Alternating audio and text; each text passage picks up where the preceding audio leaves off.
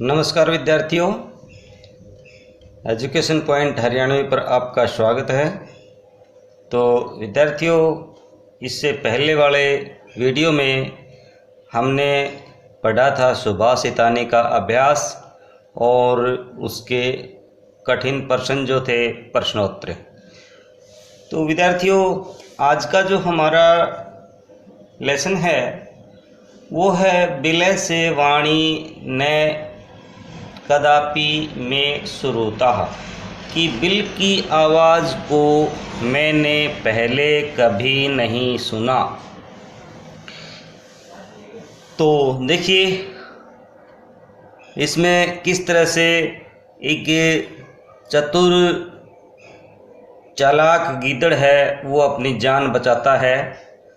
तो पढ़ते हैं इस पाठ में संस्कृत के प्रसिद्ध जो है ना कथा ग्रंथ है पंचतंत्र, उसकी तृतीय तंत्र काकोलुकीयम से संकलित है। पंचतंत्र के मूल लेखक जो हैं वो है विष्णु शर्मा जी, और इसमें 5 खंड हैं जिन्हें पंचतंत्र कहा जाता है।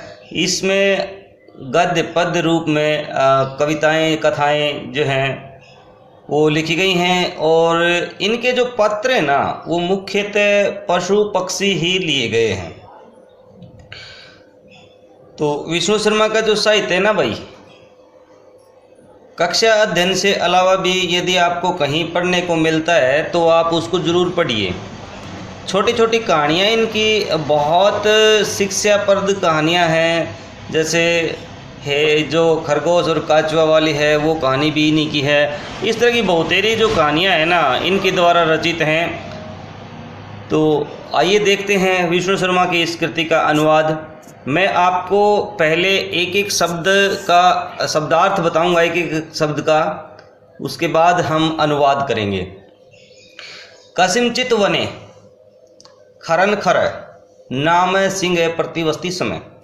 कसिमचित किस्मचित किसी वने वन में खरन खर नाम का नाम का सिंह शेर प्रतिवस्ती समय शेर रहता था।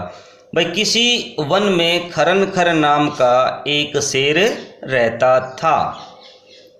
स कदाचित इतस्ततः परिभ्रमन्त क्षुधार्थ न किंचिद अपि आहारम प्राप्तवान। स उसे, कदाचित कभी, इतस्ततः इधर उधर घूमते, परिभ्रमणत घूमते हुए, क्षुधार्थ होता भाई भूख से व्याकुल होते हुए, न नहीं किंचित अपि कहीं पर भी, यानी कुछ भी, आहार माने भोजन, प्राप्तवान प्राप्त नहीं हुआ। यानी एक बार उसने भोजन की तलाश में, या वह भोजन की तलाश में इधर उधर घूमा, लेकिन क्षुधा न किंचित अपि आहार प्राप्तवान, उसकी भूख को शांत करने के लिए, उसे खाने के लिए, शुद्धार्थ में खाने के लिए उसे कुछ भी भोजन प्राप्त नहीं हुआ। ततः सूर्यास्त समय, इसके पश्चात सूर्यास्त समय, सूर्य के उदित अस्त होने का समय हो गया। यानी एकाम महती गुहाम दृष्टवा, एकाम एक महती बहुत बड़ी गुहाम मन गुफा को दृष्टवा देख करके शय उसने अचिंतित सोचा। तो इसके पश्चात सूर्यास्त के समय एक बहुत बड़ी गुफा को देख करके उसने सोचा, क्या? नूनम एतस्याम गुहायाम रात्रौ कोपी जीवम आगच्छति। नूनम निश्चय ही, एतसम इस, गुहायाम गुफा में, रात्रौ रात्रि के समय, कोपी कोई, जीव, आगच्छति आता होगा। तो उसने सोचा कि निश्चय ही इस गुफा में रात्रि के समय कोई जीव अवश्य आता होगा। अतः अत्रैव निगूढ़ो भूत्वा तिष्ठामि इति। अत्रैव, अतः इसलिए, अत्रैव यहीं पर, निगूढ़ो छिप करके, निगूढ़ो भूत्वा माने छिप करके, तिष्ठामि माने बैठ जाता हूँ, यदि इस प्रकार ने सोचा। इसलिए यहीं पर छिप करके बैठ जाता हूँ, उसने ऐसा सोचा। तो ये पैरा आपको समझ में आ गया बच्चों? इसको एक बार अच्छे से पढ़ के देख लो। शाबाश, पढ़ के देखो इसको एक बार, समझ में आ जाएगा आपको। हाँ चलो, आ गया। अब बढ़ते हैं अगले पद्य की तरफ, गद्य की तरफ। एतस्मिन अंतरे, एतस्मिन इसी, अंतरे बीच, गुहाया स्वामी, गुफा का स्वामी, दधि पूछ नाम है नाम का, श्रृंगालय गिद्धड़, समागस्थ आ गया। इसी बीच गुफा का स्वामी दधि पूछ नाम का जो गिद्धड़ है ना, वो समागस्थ माने आ गया। सच यावत पश्यति तावत सिंह पद पदति, स उसने, च और, यावत यहाँ वहाँ, पश्यति देखा, और उसने यहाँ वहाँ देखा कि सिंह पद पदति गुहायाम प्रविष्ट दृश्यते, कि शेर के सिंह पद पदति, भाई सिंह शेर के पद पैर, पदति पदचिन्ह हो गए, पदचिन्ह गुहायाम गुफा के में प्रविष्ट होते हुए दृश्य दिखाई दिए। उसने देखा कि गुफा के अंदर शेर के जाने के जो है ना पैरों के निशान है ना, वो दिखाई दे रहे हैं। न च बहिर आगता, न नहीं, और च और, बहिर बाहर, आगता आते हुए, तो और बाहर आते हुए नहीं दिखाई दे रहे। श्रृंगालय अचिंतित, गिद्धड़ ने सोचा, अहो अरे विनिष्टो अहम अस्मि, अरे मैं तो मारा जाऊंगा। कहता अहो अरे विनिष्टो मारा जाऊंगा, अस्मि मैं, अरे मैं तो मारा जाऊंगा। श्रृंगालय अचिंत्यत अहो विनिष्टो अस्मि, तो गिद्धड़ ने सोचा अरे मैं तो मारा जाऊंगा। नूनम अस्मिन बिले, निश्चय ही इस बिल में, सिंह अति आस्ति इति तारकयामी, निश्चय ही इस गुफा में, बिल का अर्थ है गुफा है भाई, गुफा में आस्ति है, इति तर्कयामी, इसलिए इसका क्या करता हूं, तर्क वितर्क करके देखता हूं। तत्किम करवाणी, तो क्या करना चाहिए, मतलब वो विचार करने लगा, अपने मन ही मन क्या करने लगा, सोचने लगा, विचार करने लगा। एवं विचिंते, इस प्रकार विचार करके,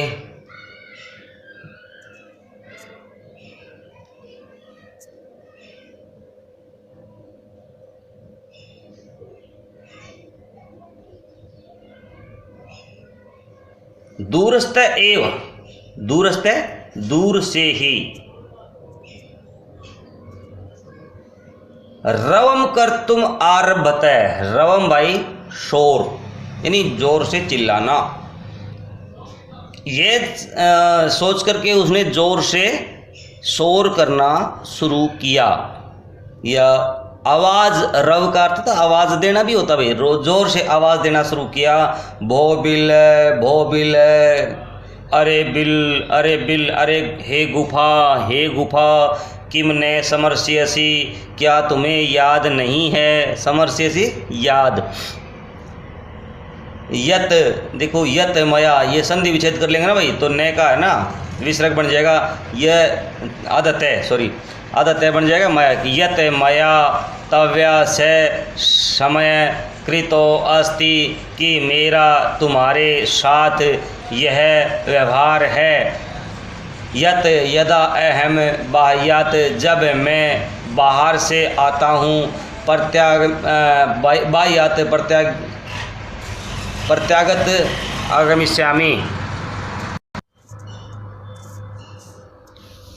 हाँ, तो क्या कह रहे थे कि बाह्यात प्रत्यागमिष्यामि, कि जब मैं बाहर से लौट करके आता हूँ, तदा तुम माम आकार्ष्यसि, आकार्यसि मतलब तुम मुझे पुकारती हो, यदि तुम माम न आहर्यसि, यदि तुम मुझे नहीं पुकारोगी, तरही तो अहम द्वितीय बिलम यास्यामि थी, तो मैं दूसरे बिल में चला जाऊंगा। आया भाई समझ में?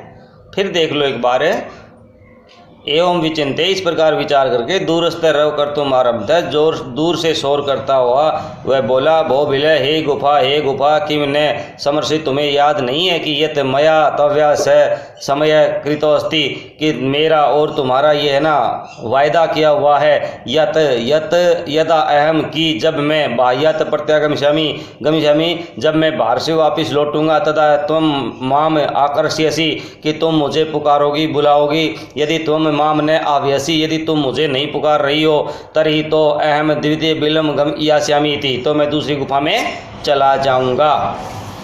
शाबाश विद्यार्थियों, पढ़ते रहिए आप मेरे साथ एजुकेशन पॉइंट हरियाणवी पर। यदि विद्यार्थियों आप मेरे चैनल पर नए हो तो लाइक और शेयर करना ना भूलें। आपका एक लाइक और शेयर और आपका एक सब्सक्राइब मुझे नई ऊर्जा, नई रोशनी, नई उमंग जो है ना वो देता है। और विद्यार्थियों करते रहिए मेरे साथ, जयपाल शास्त्री के साथ अपने विषय को कंप्लीट, क्योंकि लॉकडाउन के चलते अभी क्लासें नहीं लग पा रही हैं, तो आप मेरे साथ जुड़े रहिए और आपका सिलेबस है वो समय रहते कवर कीजिएगा। आइए बढ़ते हैं अगले पद की तरफ, गद्य की तरफ। अथ एतत् श्रुत्वा, इसके पश्चात यह सुन करके भाई, सिंह चिंतित, शेर ने सोचा, नूनम गुहा स्वामी ने, निश्चय ही गुफा का जो स्वामी है ना, सदा ये गुफा है ना स्वामी को सदा सम्माहनम करोती, हमेशा पुकारती है बुलाती है, परंतु मद भयात न किंचित वदती, लेकिन मेरे भय से है ना, मद भयात मेरे भय से, न किंचित कुछ भी, वदती बोल रही है लेकिन मेरे भय से कुछ नहीं बोल रही है। अथवा साधित्वम मुच्यते, इसीलिए ठीक ही कहा गया है क्या कि भय संत्रस्त मनसा हस्तपात पदी का क्रिया प्रवरंते न वाणी च विपथु च अधिको भवेत। भाई जब आदमी है ना भय में त्रस्त होता है ना, तो क्या कहा है, भय संत्रस्त मनसा, जब आदमी के मन में भय होता है ना, तो हस्त पादा आदि का, हाथ और पैर आदि सब है ना क्रियाएं, परिवर्तनते सब आदि की जो क्रिया है ना, हाथ और पैरों की क्रियाएं वो कैसे पड़ जाती हैं, स्थिर पड़ जाती हैं। वाणी च व्यफतु, और जो है ना वाणी में क्या हो जाता है, वो वाणी में कंपन हो जाती है, वाणी लड़खड़ाने लग जाती है, और उसका जो ना आदि को भवेत है, और उसका कंठ है वो वेफतु उससे अधिको भवेत है, और उसका कंठ है वो गला है वो अवरुद्ध हो जाता है। तो भाई वैसे जब व्याकुल होते हैं ना, तो यही स्थिति होती है भाई, हाथ पैर नहीं फूल जाते हैं, कुछ हम करने के उसमें नहीं होते हैं, है ना। तो यही बताया गया है इसमें। तो देखिए आगे बढ़ते हैं। तदा तद अहम अस्य आहनम करोमी, तो शेर ने क्या सोचा भाई, तो मैं इसको ना पुकारता हूँ, आहनम करोमी भाई मैं इसको बुलाऊंगा। एवं स बिले प्रविश्य, इस प्रकार सोच करके उसने बिल में क्या किया भाई, बिले प्रवेश में भोजन भविष्यति, इस प्रकार वह बिल में प्रविष्ट होकर के मैं भोजन, मेरा भोजन भविष्यति हो जाएगा। इस प्रकार बिल में प्रविष्ट होने के पश्चात वो मेरा भोजन हो जाएगा। इत्थम विचार्ये, इस प्रकार विचार करके सिंह शेर ने सहसा अचानक श्रृंगालय से आहनम करोत, गीदड़ का आह्वान किया, यानी शेर ने गीदड़ को पुकारा। सिंह उच्चई गर्जनम, शेर जोर जोर से गरजा। प्रतिध्वनि आने पर, यानी कि आवाज़ वापिस आ रही थी। सा गुफा, उस गुफा से ऊंचाई श्रृंगालम आव्यत, जोर जोर से गिद्दड़ के पुकारने की। यानी जब है ना जो शेर ने ना जोर जोर से दहाड़ना शुरू किया ना भाई, तो गुफा से उसकी प्रतिध्वनि बन के ना वापिस आ रही थी, यानी गुफा फिर से गूंज रही थी। सा गुहा उच्चई श्रृंगालमाव्यत, उस गुफा ने जोर से गीदड़ को पुकारा। अन्य पी पशु भयभीता अभवन, इससे दूसरे अन्य पी और दूसरे पशु भी भयभीत अभवन हो गए, उससे दूसरे पशु भी भयभीत हो गए। तत दूर पलायनम इतम पठनम अपठतम, और भाई तब पलायन करके आप भाग गया, दूरम दूर, इमम पढ़ते यह पढ़ते हुए। तो गिद्दड़ भी भाई वहाँ से दूर भाग गया, क्या पढ़ते हुए, यह पढ़ते हुए। अनागत यह क्रूते न शोभते शोच्यते यो न करोत् न आगतं वने अत्र संसथ समागता जरा बिलस्य वाणी न मे कदापि श्रुता। अनागत ये कुरुते से शोभते, अनागत भाई आने वाले खतरे के बारे में जो सोच लेता है, से सोचते से करोते अनागतम, वह आने वाले खतरे को से बच जाता है। वने को अतर संस्थत क्षमागतः जरा, भाई यहाँ इस वन में रहते हुए ना, क्षमागता जरा मैं बूढ़ा हो गया हूँ, लेकिन है ना बिलस्य वाणी ने मैं कदापि श्रुता, लेकिन बिल की वाणी को मैंने कभी नहीं सुना है। यानी अनागत ये क्रूते से शोभते, भाई आने वाले खतरे के बारे में जो है ना पहले भाप लेता है ना, वह शोभा पाता है। सह सोचते, जो सोच विचार कर लेता है और सोच विचार करके आचरण करता है। तो भाई कहता कि वन में रहते हुए मैं तो यहाँ बूढ़ा हो गया हूँ कि मैंने तो आज तक है ना कभी बिल की वाणी को नहीं सुना। तो विद्यार्थियों बने रहिए आप मेरे साथ, आपके अपने एजुकेशन पॉइंट हरियाणवी पर।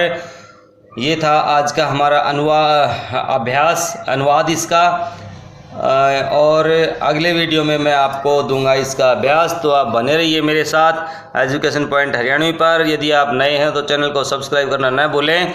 Thank you. जय हिंद, जय भारत।